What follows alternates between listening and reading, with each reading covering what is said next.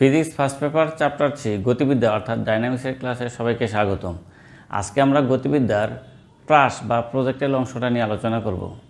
এই যে এটা একটা কি টেনিস বল, হ্যাঁ, তাহলে আমি যদি বলি এটা কি, তোমরা কি বলবা টেনিস বল, কিন্তু এটা কি, এটা হবে প্রাস। এর মানে কি, তার মানে কোনো বস্তুকে খাড়া উপর দিকে নিক্ষেপ না করে ভূমির সাথে 90 ডিগ্রি কম কোণে মানে তির্যকভাবে নিক্ষেপ করলে তাকে বলা হয় প্রাস।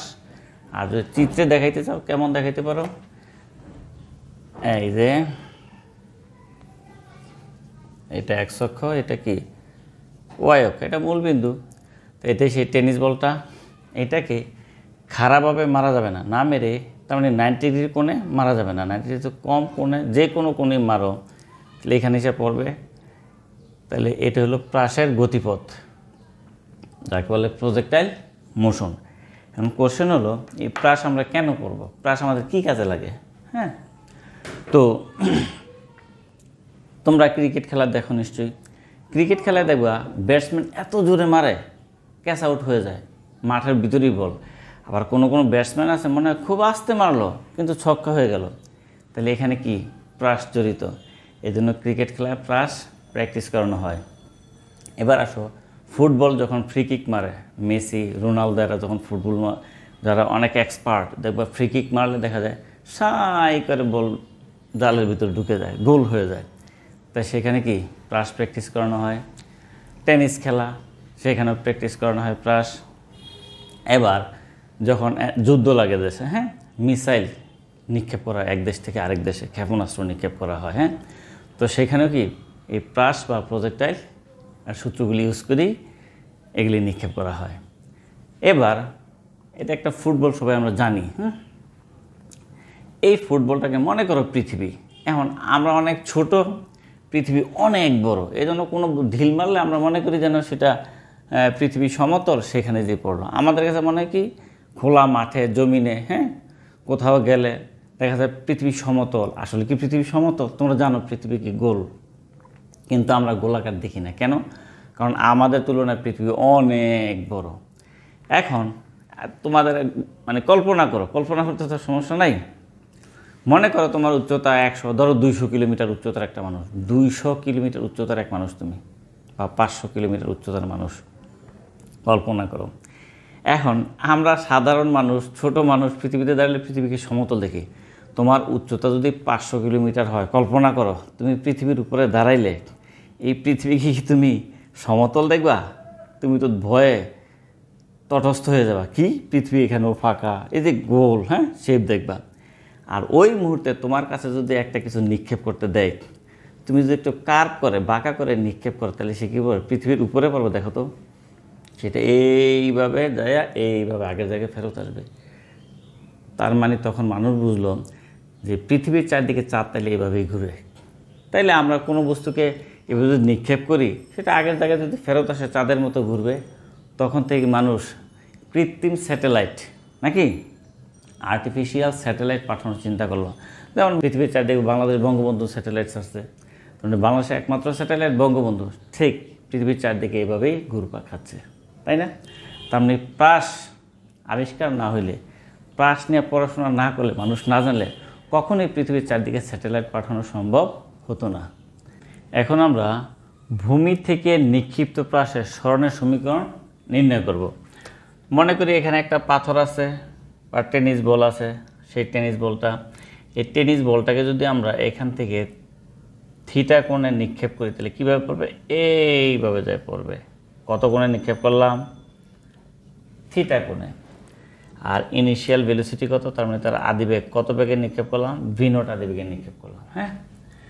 তো সে মনে করি টি সময় পরে, কত টি সময় পরে মনে করো এইখানে চলে আসছে, সেই বিন্দুর নাম ধরো পি বিন্দু। তাহলে পি বিন্দুর স্থানাঙ্ক কত হবে? এই যে দিকে লম্ব টানো, তাহলে এই যে ভূমির দিকে সে কতটুকু সরে গেল? এক্স পরিমাণ। আর লম্বের দিকে কতটুকু সরে গেল? ওয়াই পরিমাণ। তাহলে পি বিন্দুর স্থানাঙ্ক হবে এক্স ওয়াই। তার মানে একটা বস্তুকে, প্রাসকে থিটা কোণে v0 আদিবেগে নিক্ষেপ করলে মূলবিন্দু থেকে টি সময় পরে সে যখন পি বিন্দুতে যায়, আসলে তার দুইটা সরণ হয়, একটা আনুভূমিক সরণ এক্স, একটা উলম্ব সরণ ওয়াই। এজন্য প্রাসকে বলা হয় দ্বিমাত্রিক গতির উৎকৃষ্ট উদাহরণ। এখন এই যে বি নট ভেলোসিটির কারণে দেখো, খেয়াল করো, আমরা কত বেগে নিক্ষেপ করলাম? V naught velocity. এই ভি নট ভেলোসিটির কারণে সে দুইটা সরণ ঘটাইছে, তাহলে এক অক্ষের দিকে একটা সরণ ঘটাইছে, তাহলে ভি নটের একটা উপাংশ পাওয়া যাবে কোথায়? এক অক্ষের দিকে। সেটা আমরা জানি ভি নট, তাহলে উপাংশর সূত্র, উপাংশ বা বিভাজন বা কম্পোনেন্টের সূত্র বা ফর্মুলার জন্য আমরা একটা ভিডিও তৈরি করছি, ভেক্টর বিভাজন, রেজুলেশন অফ ভেক্টর। তোমরা সেই ভিডিওটা দেখে নিবা, আমরা এখন ডাইরেক্টলি লিখবো। হ্যাঁ, তাহলে এই ভি নটের একটা উপাংশ পাওয়া যাবে এক অক্ষ বরাবর, এটার নাম দিয়ে দিই আমরা V X not equal to কি ভি নট কস থিটা। আর ওয়াই অক্ষের দিকে আরেকটা উপাংশ পাওয়া যাবে, কারণ আমরা জানি এক্স আর ওয়াইয়ের মাঝখানে কোনো ভেলোসিটি থাকলে তার দুইটা উপাংশ পাওয়া যায়। তাহলে ওয়াই অক্ষের দিকে যে উপাংশ পাওয়া যাবে, মনে করো তার ওয়াই নাম দিয়ে তো B Y not equal to কি ভি নট সাইন থিটা। আচ্ছা, এইবার আমরা বস্তুটাকে কীভাবে নিক্ষেপ করছি খেয়াল করো, উপরের দিকে নিক্ষেপ করছি। তো উপরের দিকে নিক্ষেপ করলে অভিকর্ষ ত্বরণের বিপরীতে নিক্ষেপ করছি, তাহলে আমরা বলতে পারি অভিকর্ষ ত্বরণের বিপরীতে, তার মানে ওয়াই অক্ষ বরাবর ত্বরণ কি মাইনাস জি। আর আমরা এটাও জানি ভূমি বরাবর একটা বস্তুকে ত্বরণের প্রভাব কি উপর থেকে নিচের দিকে আছে, বাট ভূমি বরাবর অভিকর্ষ ত্বরণ কাজ করে না। এই জন্য এক্স অক্ষ বরাবর অভিকর্ষ ত্বরণের উপাংশ 0। এখন আমরা এই আনুভূমিক সরণ এবং উলম্ব সরণের সমীকরণ নির্ণয় করতে চাই। তাহলে প্রথমে আমরা সরণের সমীকরণ লিখে ফেলবো, B S equal to V naught T plus half A T square. এইটাকে আমরা দুইটা, যেহেতু আমরা দুইটা, একটা আনুভূমিক একটা উলম্ব, দুইটা সরণ আমরা নির্ণয় করতে চাই, তাহলে দুইটা ভাগ করে দিলাম। তাহলে এই সরণ যদি আনুভূমিক হয়, এস এর জায়গায় কী লিখবো? X B X not T plus half A X T square. আর ওয়াইয়ের বেলায় কী লিখবো? Y equal to B why not T plus half A Y T square. এবার আসো এই ভি এক্স নটের মান, এই যে খেয়াল করো, ভি এক্স নটের মান কত? ভি নট কস থিটা, আনুভূমিক উপাংশ। তাহলে V naught cos theta into t plus, এই দেখো এ এক্সের যেহেতু আনুভূমিক বরাবর অভিকর্ষ ত্বরণ 0, তাহলে এ এক্সের মান কত? 0। তাই 0 ইন্টু সামথিং মানে 0ই হবে। তাহলে আমরা পেয়ে গেলাম আনুভূমিক সরণের সমীকরণ। তাহলে আমাদের যদি বলে ও বিন্দু থেকে থিটা নট কোণে, বি নট বেগে থিটা কোণে একটা বস্তুকে মারার টি সময় পরে এটা আনুভূমিক সরণ কত হবে, তাহলে এই সময় দ্বারা আমরা নির্ণয় করে ফেলবো। তাহলে এটা একটা সমীকরণ হয়ে গেল, এটা তোমাদের মুখস্থ রাখতে হবে। তাহলে আমাদের এটা কাঙ্ক্ষিত সমীকরণ কি? আবার বলি, ও বিন্দু থেকে থিটা কোণে বি নট আদি বেগে একটা বস্তুকে নিক্ষেপ করলে টি সময় পরে তার আনুভূমিক সরণ কতটুকু হবে, তার সমীকরণ X equal to B not cos theta into T. আর যদি উলম্বটা নির্ণয় করতে চাই, চলো করি। বি ওয়াই নটের মান এই দেখো, B naught sine theta, v naught sine theta into t plus half a এর মান কত দেখো, মাইনাস জি ইন্টু টি স্কোয়ার। তাহলে আমরা পেলাম y equal to B naught sine theta t minus half g t square. তাহলে থিটা কোণে v naught আদি বেগে ও বিন্দু থেকে একটা প্রাসকে নিক্ষেপ করলে টি সময় পরে তার উলম্ব সরণ হবে এইটা। এটা তোমরা কাজে লাগাইতে পারো।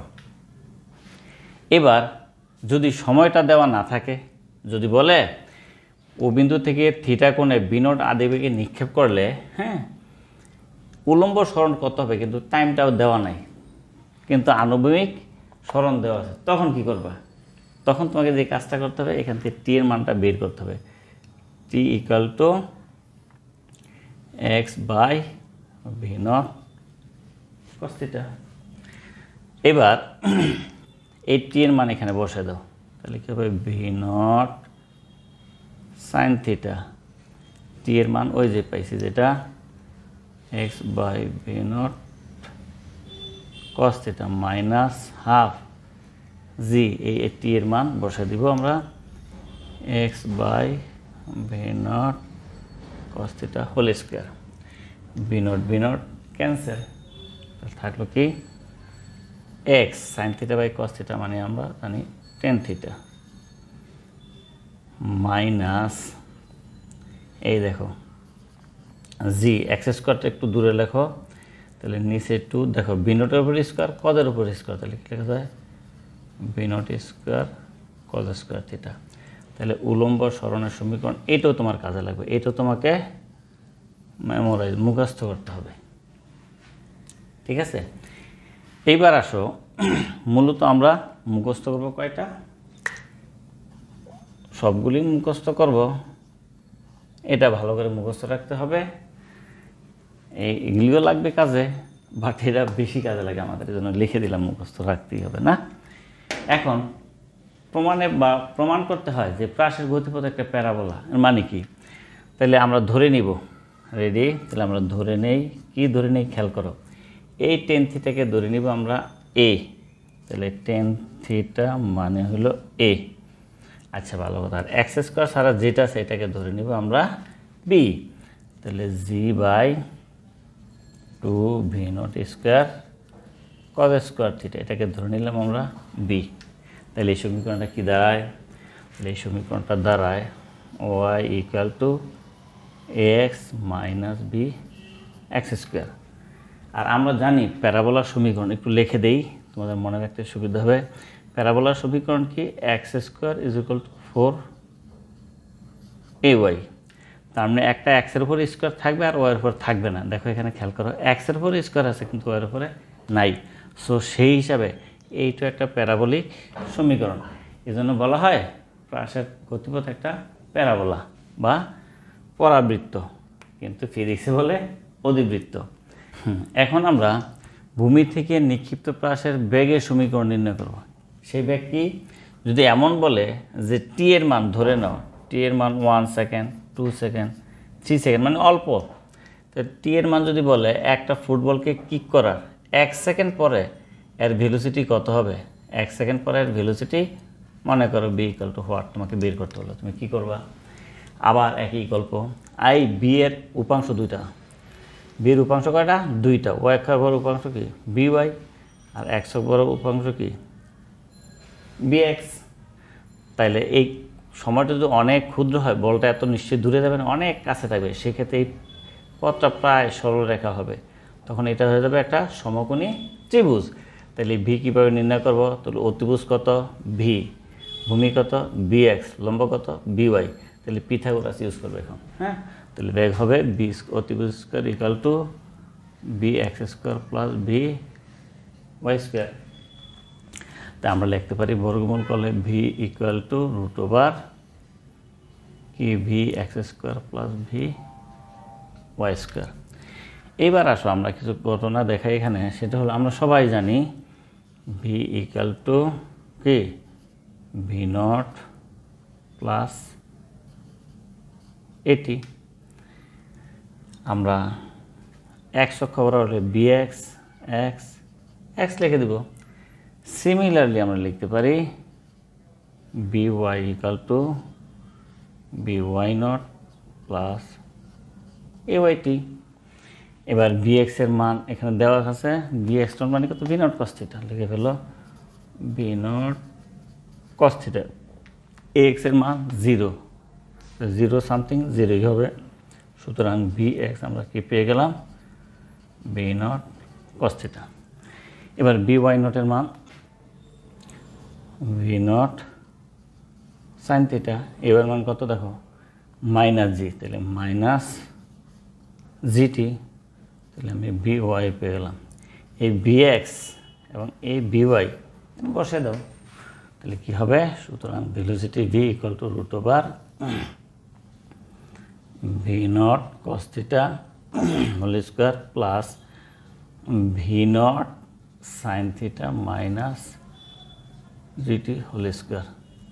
এখন আমরা আনুভূমিক সাথে ত্রিভুজের নিক্ষিপ্ত প্রাসের এস ম্যাক্সিমাম কতটুকু হাইটে উঠবে এটা, হ্যাঁ এটা ফ্লাইট টাইম মানে টোটাল কতক্ষণ সে বিচরণ করবে, বিচরণকাল এবং রেঞ্জ কত এটা নির্ণয় করতে চাই। প্রথমে দেখো এই বিএক্সের কাজ কি, এই বস্তুটাকে সামনে এগিয়ে নিয়ে যাওয়া, আর বিওয়ের কাজ কি এটার উপরে নেওয়া। এখন এখানে বিওয়াই আছে, এখানে বিওয়াই আছে, তো ম্যাক্সিমাম হাইটে, এই ম্যাক্সিমাম হাইটে খেয়াল করো, যদি বিওয়ের মান এখানে থাকতো সে তো আরও উপরে উঠতো, যেহেতু সে আরও উপরে উঠে নেয় আবার নিচে নামা শুরু করছে, দ্যাট মিনস এখানে বিওয়ের মান 0। তাহলে আমরা বুঝতে পারলাম কি ম্যাক্সিমাম হাইট, এ ওয়াইটা যখন ম্যাক্সিমাম হবে তখন এস লিখে দেবো হাইট, ম্যাক্সিমাম হাইটে বিওয়ের মান 0। চলো আমরা দেখাই, আমরা তো সবাই জানি বি স্কোয়ার ইকুয়াল টু কত, V naught square plus 2s S. এখন এটা যদি আমি লিখি ওয়াইয়ের দিকে বি ওয়াই স্কোয়ার, তাহলে কী হবে V Y naught square plus 2 A Y, আর এস কে হবে ওয়াই। এবার খেয়াল করো ম্যাক্সিমাম হাইটে বি ওয়াই নটের মান 0, তাহলে 0 square equal to B Y নটের মান আমরা আগে থেকে জানি বি নট সাইন থিটা, লিখে ফেলো v naught sine theta whole square plus 2 a ওয়াইয়ের মান দেখো মাইনাস জি। আর যখন বি ওয়াইটা 0 তখন এ ওয়াইকে কী লেখা যায় হাইট, ম্যাক্সিমাম হাইট, তাহলে ওয়াইকে লিখে ফেলবো কত 8। তো আমরা লিখতে পারি 0 equal to V naught sine theta whole square minus 2s GS, মাইনাসটা এই পাশে নিয়ে আসো, 2i GS equal to V naught sine theta whole square, এই সিকলটা এখন লেখো V not sine theta whole square by 2g। তাহলে একটা প্লাসের ম্যাক্সিমাম হাইটের ইকুয়েশন কত হবে, মুখস্থ এটা, এই equal to V naught sine theta whole square by 2g। এখন আমরা দেখাবো এর উড্ডয়নকাল বা ফ্লাইট অফ টাইম। তার মানে এটা এখান থেকে ছুলে এখানে যাইতে যাইতে যাইতে যাইতে একসময় এইখানে যায় পড়বে, তা এইখানে টোটালটা আসতে যে টাইম তাকে বলে বিচরণকাল বা উড্ডয়নকাল। তাহলে এখানে যখন আসলো দেখো এখানে ওয়ের মান বাড়তেছে, ওয়ের মান বাড়তে বাড়তে ম্যাক্সিমাম, আবার ওয়ের মান কমতে কমতে এখানে আসলে ওয়ের মান কত 0। এটা একটা কাহিনী। তো আমরা লিখতেই পারি কি S equal to V naught T plus half A T square. এটা দিয়ে দেখো দুইটা জিনিস পেতে পারি, এক হলো এই এসটাকে যদি আমি ধরি এখানে দেখো এস মানে কি সরণ ওয়াই, তাহলে ওয়াই লেখো, তাহলে Y equal to V Y not T plus half A Y T square. একটু খেয়াল করো ভালোভাবে, এই ওয়াইটা যখন 0 হয়ে যায় তখন টাইমটা কী হয়ে যায়, ক্যাপিটাল টি হয়ে যায়, বিচরণকাল হয়ে যায়। তো ওয়াইটা যখন 0 হয় এই টিটা হয়ে যাবে কি ক্যাপিটাল টি, আর বি ওয়াই নটের মান তো দেওয়াই আছে, দেখো বি নট সাইন থিটা, তাহলে V naught sine theta plus half A Y মানে কত, এই যে মাইনাস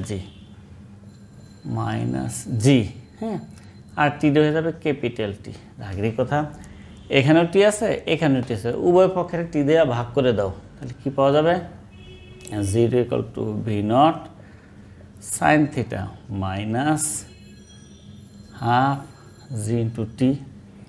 তাহলে হাফ জি টি এর ওপারে নিয়ে যাও, ভি নট সাইন থিটা, সুতরাং টি ইকুয়াল টু কী লেখা যায় 2 v not sine theta by g. আমরা বিচরণ বা উড্ডয়নকালের সমীকরণ পেয়ে গেলাম। এখন বস্তুটাকে মারলাম এখান থেকে, যা পড়লো কোথায়, এখানে। এইটাকে বলা হয় সর্বাধিক অনুভূমিক দূরত্ব। এই সর্বাধিক অনুভূমিক দূরত্ব বলে বা সর্বাধিক অনুভূমিক পাল্লা বলে, যাকে বলে রেঞ্জ। তাহলে এইটাকে এই সর্বাধিক অনুভূমিক দূরত্ব এক্সকে আমরা ম্যাক্সিমাম হলে রেঞ্জ লিখে ফেলবো, রেঞ্জকে আর দ্বারা প্রকাশ করা হয়। একই সূত্র বলো, এক্স ইকুয়াল টু কী হবে, যেহেতু এক্সের দিকে, হ্যাঁ, তাহলে V X not T plus half A X into T square. এক্সের মান ম্যাক্সিমাম আর বি এক্স নটের মান কত, এই যে আছে V not cos theta, V not cos theta. খেয়াল করো, বস্তু যখন এখানে আসলো তখন টাইমটা কত? ক্যাপিটাল টি, তাহলে এই টিটা হবে ক্যাপিটাল টি। আর এ এক্সের মান কত? 0, তাহলে পুরোটাই 0। এইবার আর equal to V naught cos theta, এই যে টি এর মানটা এখান থেকে বসিয়ে দাও, তাহলে কি হবে? নিচে জি উপরে two V naught sine theta. তাহলে কি লেখা যায়? নিচে জি উপরে এই ভি নট গুণ করলে V naught square 2 sign theta into cos theta. দেখো 2 সাইন থিটা আচ্ছা লিখে নাও, 2 সাইন থিটা কস থিটা। তাহলে আমরা ত্রিকোণমিতির সূত্র সবাই জানি, কি জানি? 2 সাইন থিটা কস থিটা মানে সাইন 2 থিটা।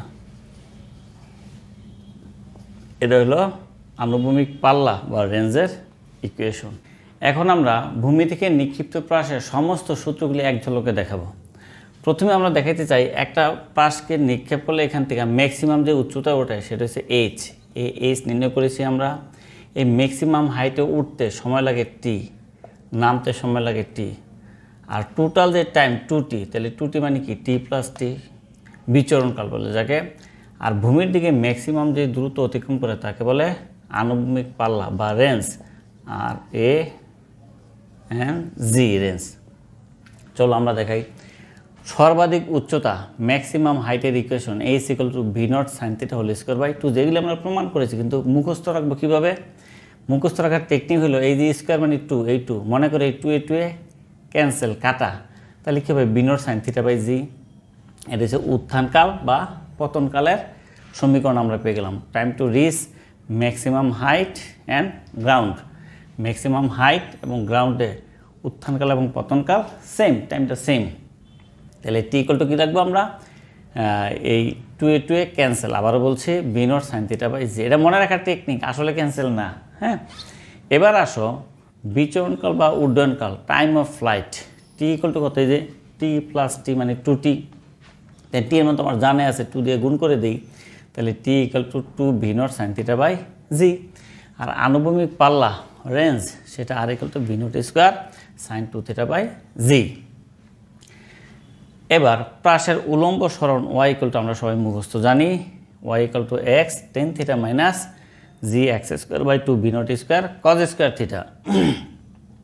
আর প্রাসকে নিক্ষেপ করার 1, 2, 3 মানে খুব অল্প সময় পরে প্রাসের বেগের সমীকরণ V equal to root over V not cos theta whole square plus V not sine theta মানে জিটি হোল স্কোয়ার।